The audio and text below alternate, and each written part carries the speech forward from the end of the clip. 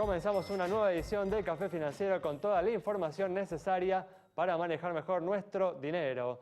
Hoy vamos a hablar de seguros de salud. Te vamos a contar qué oferta existe en nuestro mercado de esta cobertura que permite contar con una suma de dinero en caso de enfermedad. Vamos a repasar también lo sucedido en los mercados de capitales y en el último bloque vamos a analizar los hechos más destacados en materia económica de la última semana con la presencia de Ricardo Delgado. Quédate con nosotros. Tras la siguiente pausa vamos a regresar con todos estos temas y vamos a responder como siempre a todas tus consultas.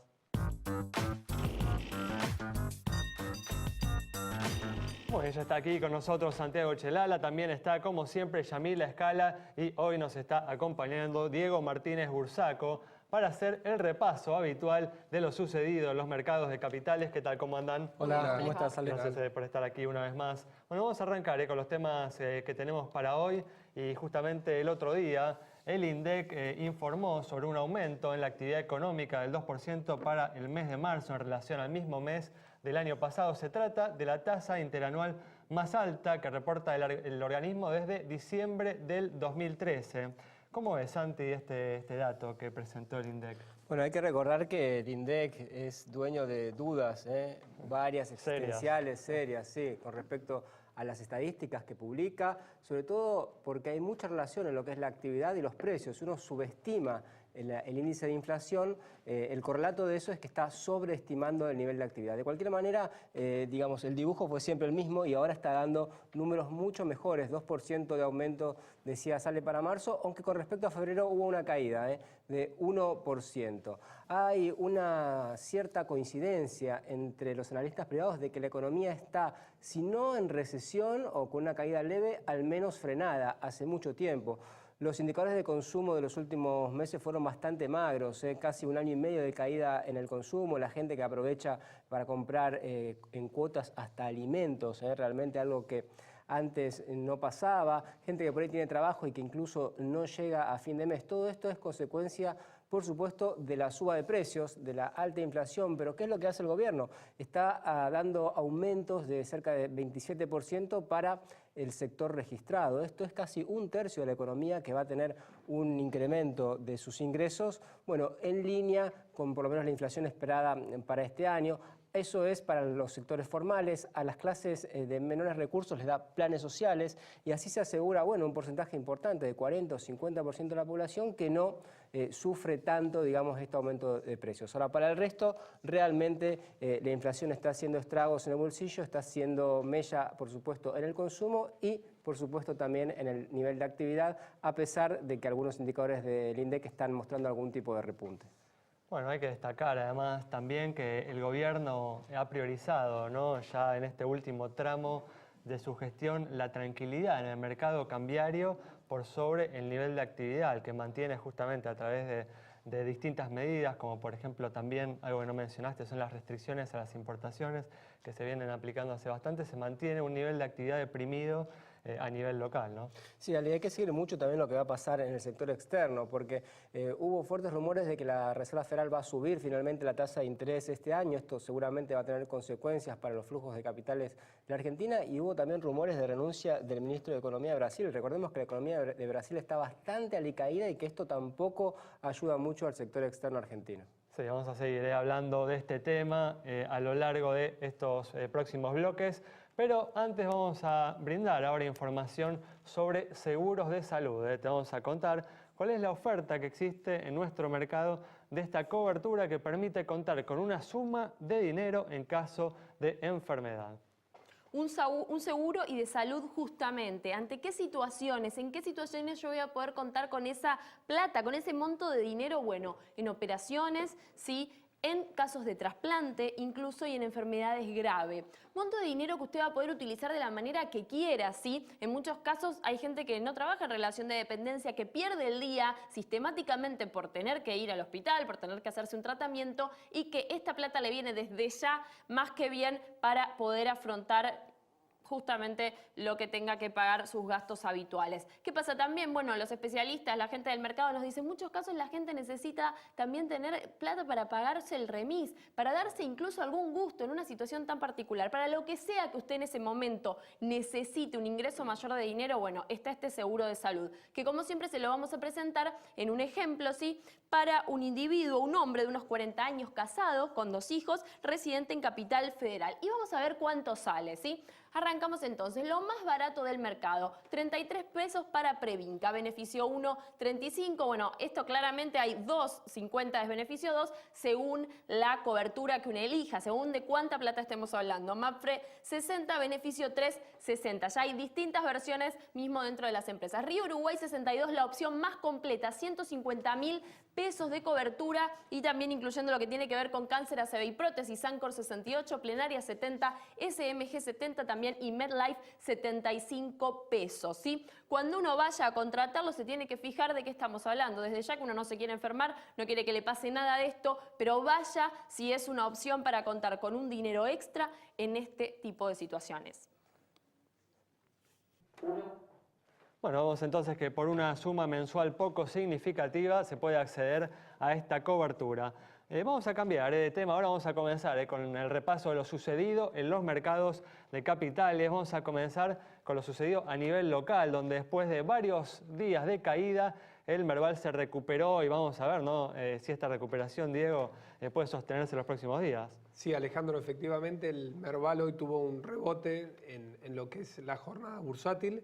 Lo que estamos viendo es que se ha quedado sin energía, es decir, que muchos inversores han volcado ya su dinero en la primera parte del año y han tenido ganancias extraordinarias, pero ahora los movimientos tienen poco volumen y eso es un indicador de que la gente, o los inversores al menos, están en una situación de cautela. ¿Por qué? Porque mayo generalmente en los mercados mundiales se lo conoce como el selling May and go away, ¿sí?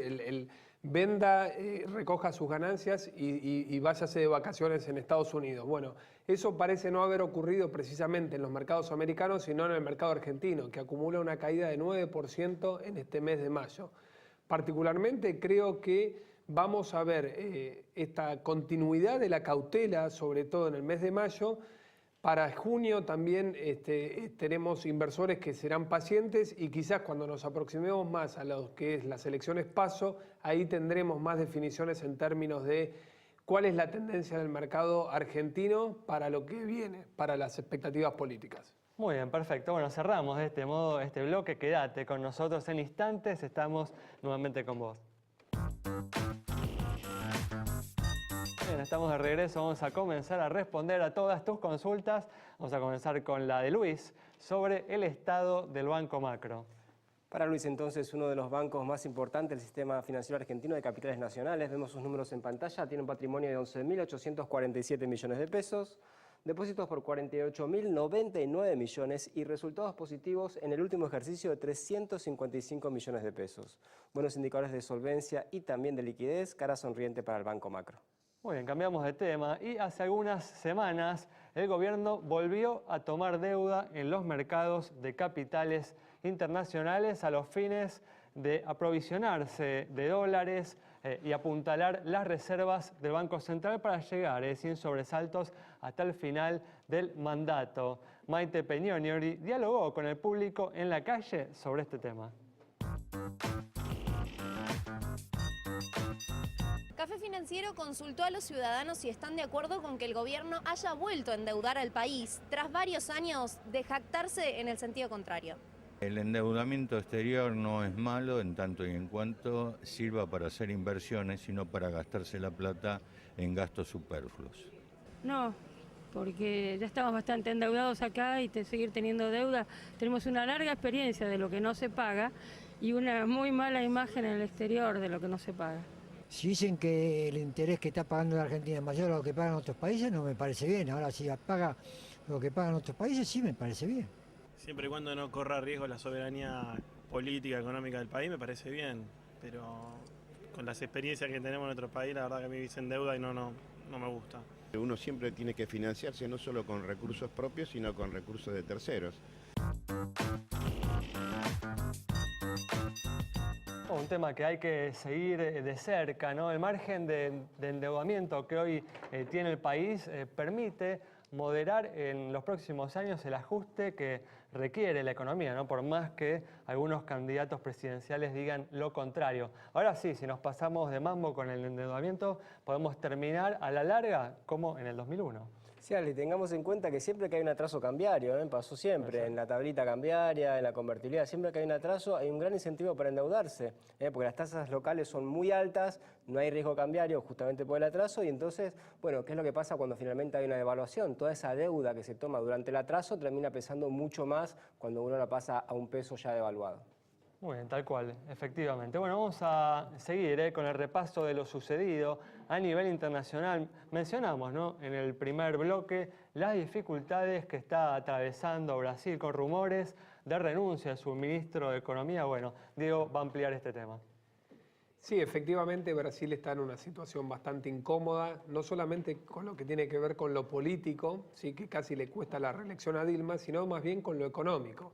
Para este año 2015 en Brasil se espera un año de estanflación, ¿sí?, a lo argentino podríamos decir, con una tasa de inflación que va creciendo en torno al 7-8% anual y con una economía prácticamente estancada, que no va a crecer e incluso los peores pronósticos dicen que podría caer un 1,5%. Para el 2016 acaba de salir una reducción de la predicción del crecimiento a 1% solamente, Alejandro. Esto es algo que Argentina debe tener realmente en cuenta si consideramos que es el socio comercial número 1 para el país y que muchas de las exportaciones que nuestras propias empresas, sobre todo las empresas cotizadas en bolsa, exportan a nuestro país vecino. Entonces estamos ante una disyuntiva ahí, ¿no? Que tenemos que estar atentos a lo que pasa con Brasil en su economía y en su moneda también. No, y hay otro tema también interesante, es que Brasil está comenzando a enfrentar un problema que seguramente el próximo gobierno va a tener que enfrentar aquí en el próximo mandato, que es el enorme déficit fiscal, ¿no?, que tiene y las enormes dificultades políticas que hay por delante si uno quiere enfrentar ese déficit, ¿no? Sí, precisamente hoy a la mañana estuve en un evento donde se hablaba de la gran diferencia que había entre Argentina y Brasil. Brasil tiene casi 4,5 puntos de déficit de su cuenta externa, Argentina la mitad. Y eso es quizás un paso a favor de nuestro país, pero es consecuencia de estar aislados del mundo. Brasil, en cambio, es mucho más dependiente de este financiamiento externo y en la medida que su economía no crezca y no genere los recursos necesarios para repagar esas deudas, va a estar en serias complicaciones, seguramente. Esa es la diferencia, el punto en común es justamente el enorme agujero que ambos países tienen en sus cuentas públicas, ¿no? Bueno, muy bien, vamos a cerrar este bloque, vamos a seguir hablando igual de este tema con Ricardo Delgado en el próximo bloque, pero vamos a cerrar respondiendo a una última consulta sobre la situación de una compañía de seguros. Para Elena, que nos preguntó sobre la situación de Allianz, esta empresa presenta estos indicadores: activo 3.271 millones de pesos, pasivo 2.714 millones, patrimonio 556 millones de pesos, resultado positivo 87 millones, primas 3.571 millones e informa 2.169 juicios. Con indicadores que se condicen con los del promedio del mercado es que le otorgamos la luz verde de nuestro semáforo. Y recuerden, acá, @Café Financiero, en Twitter, en Facebook también nos encuentran como Café Financiero, nos escriben y les respondemos.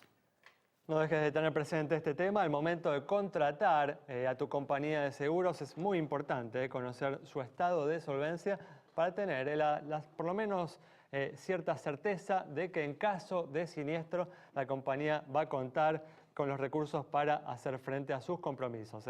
Nos vamos con esta información. Quédate con nosotros. Al regreso vamos a estar dialogando con Ricardo Delgado sobre los temas más destacados en materia económica de los últimos días.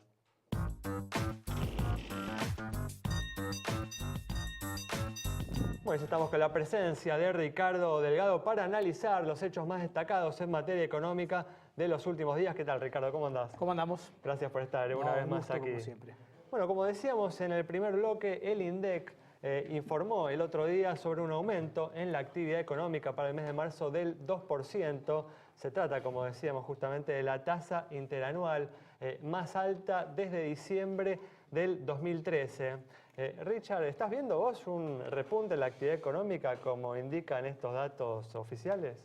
No, la verdad que uno lo que ve es sí una desaceleración de la caída. O sea, el ritmo de caída parece haber tocado. Pues una mejora ahí, digamos, ¿no? Sí, relativa, ¿no? Si uno mira, por ejemplo, los datos industriales, 22 meses consecutivos de caída, y no solamente explicado por la caída de la producción automotriz, que está muy afectada no solo por Brasil, sino también por malas decisiones de política interna. Desde ya. Pero ciertamente todavía, en paralelo a esto, uno ve que algunos informes de consumo, como el de CCR que se conoció ayer, sí. muestran que en abril el consumo volvió a caer.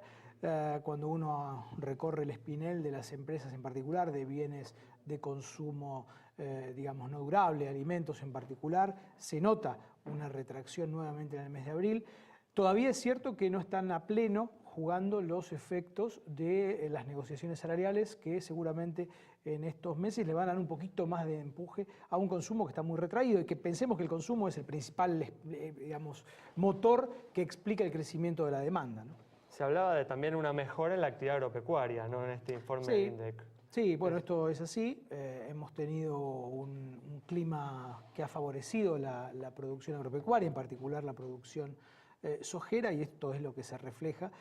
Hubo buenas lluvias en el verano y eso, digamos, favoreció la producción y el récord de producción de soja, ¿no? Pero de todos modos, ¿esperás entonces que a medida que se vayan concretando estos aumentos salariales, que ya algunos se han justamente acordado, los aumentos del 27% de la semana pasada, teniendo en cuenta también un dólar clavado, podría haber una mejora, ¿no?, en el salario real que impactaría en el consumo en los próximos meses? Sí, nada espectacular. Pensemos que venimos de una economía del año 2014 donde el salario real fue realmente la variable de ajuste. El ajuste fue en el salario real, que cayó entre 5 y 6 puntos, y en el caso de los salarios informales aún más, porque no tienen posibilidad de negociar salarios. Bueno, las restricciones a las importaciones también, por supuesto, que impidieron que muchas industrias desarrollaran sus actividades. Por supuesto, el ajuste del sector externo es muy violento.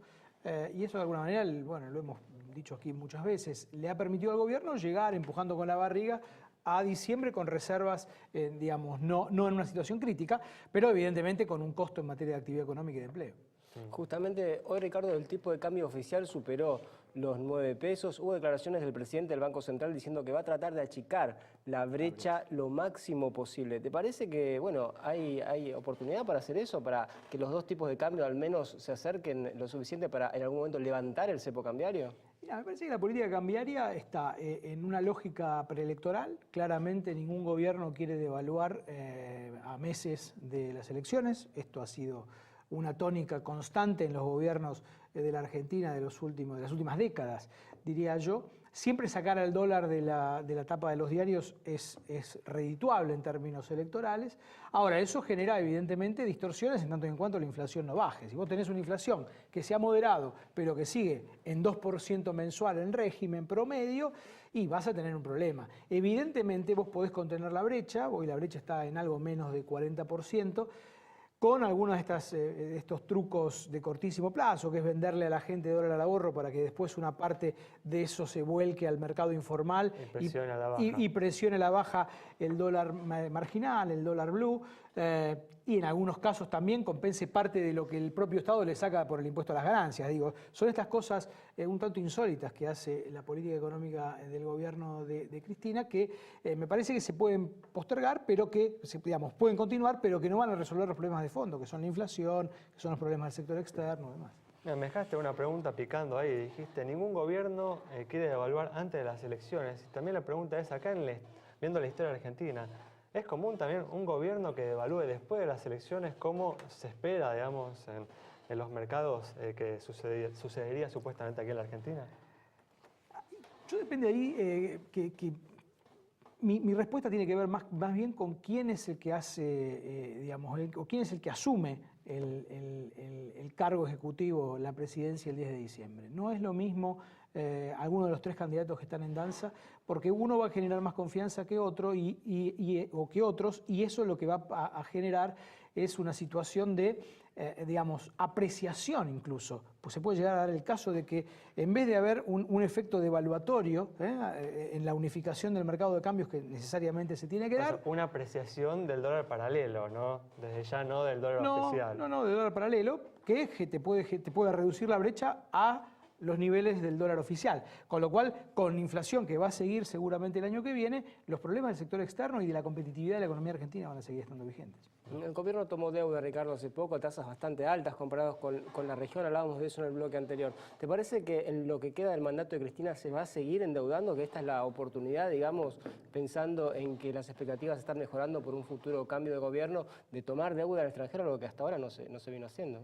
Sí, yo creo que, a ver, el gobierno, después del apretón violento del sector externo del año pasado, con devaluación incluida y con un apretón muy fuerte sobre las importaciones, se dio cuenta que algo, digamos, tiene que liberar el sector externo, algo más de importaciones, digamos, tiene que digamos, estimular, porque si no, digamos, de vuelta, la economía preelectoral no ayuda, y por eso, digamos, la posibilidad de endeudarse al 9% o algo parecido a eso, que es una tasa realmente ridícula para una economía que en otra situación podría endeudarse a la mitad, como mínimo, lo va a seguir haciendo. Yo creo que, a ver, esta es una economía de cortísimo plazo, faltan 6 meses para que cambie el escenario económico y político sobre todo, y esto me parece que se va a seguir haciendo. Aún así, Ricardo, el gobierno se está manejando con suma cautela, ¿no? Por ejemplo, bueno, a mí me parece una evidencia notable lo firme que se ha puesto en las negociaciones salariales, tolerando justamente medidas de fuerza, ¿no? Como las que hemos tenido de los bancarios, como las que se amenazan para el 9 de junio, como bueno, el conflicto con los aceiteros ahí en los puertos de Rosario, ¿no? La verdad que se ha puesto bastante firme. Bueno, el gobierno siempre ha sido bastante, se ha puesto bastante firme siempre en la cuestión salarial. De hecho, el año pasado permitió, lo que decíamos antes, un ajuste violento del salario real. O sea, las paritarias el año pasado no tuvieron en cuenta el efecto devaluatorio de enero y bueno, la pérdida del salario real fue muy marcada. Este año lo mismo, y me parece que tiene que ver básicamente con la necesidad de mantener en orden la tasa de inflación al final del día, porque si la tasa de inflación se espiraliza, evidentemente todos estos mecanismos, si se quiere, de corto plazo, de contener al dólar, de que la brecha no se dispare, de que las importaciones no crezcan demasiado, se pueden llegar a complicar. Te pongo un poco en el rol de representante del Frente Renovador, donde estás trabajando, Ricardo. ¿Qué chance le ves a una alianza con Macri? ¿Cómo pensás que una alianza con Macri podría cambiar el panorama electoral?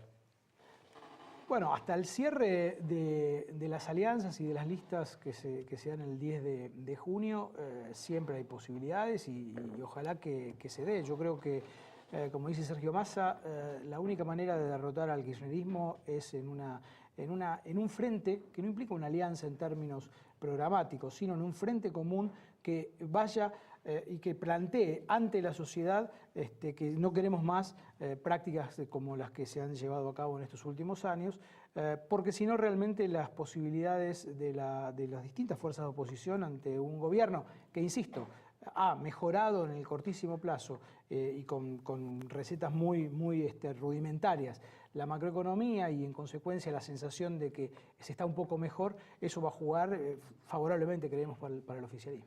Macri igual no parece predispuesto a este tipo de alianza, Ricardo, al menos así lo ha dicho públicamente. Paradójicamente plantea la pureza étnica en un sentido, ¿no? Esta cosa de todos amarillos. Cuando en realidad en 10 provincias argentinas estamos en acuerdo con el radicalismo y con el PRO. Pero bueno, son las cuestiones de la política. Creo que lo que hace falta en la Argentina para que realmente cambie el ciclo económico y el ciclo político es un poco más de grandeza y menos mezquindad. Bueno, Ricardo, muchas gracias entonces por haber estado nuevamente acá. Nos vamos entonces con el análisis de Ricardo Delgado sobre la situación de la economía, las políticas que viene llevando adelante el gobierno para enfrentar justamente las dificultades que existen y bueno, y un poco de análisis político sobre estas posibilidades, sobre estas negociaciones y bueno, sobre estas afirmaciones que se han dado en los últimos días en torno a un acuerdo entre Macri y Massa. Nos vamos entonces, nos reencontramos el próximo viernes a las 20 horas aquí en Metro.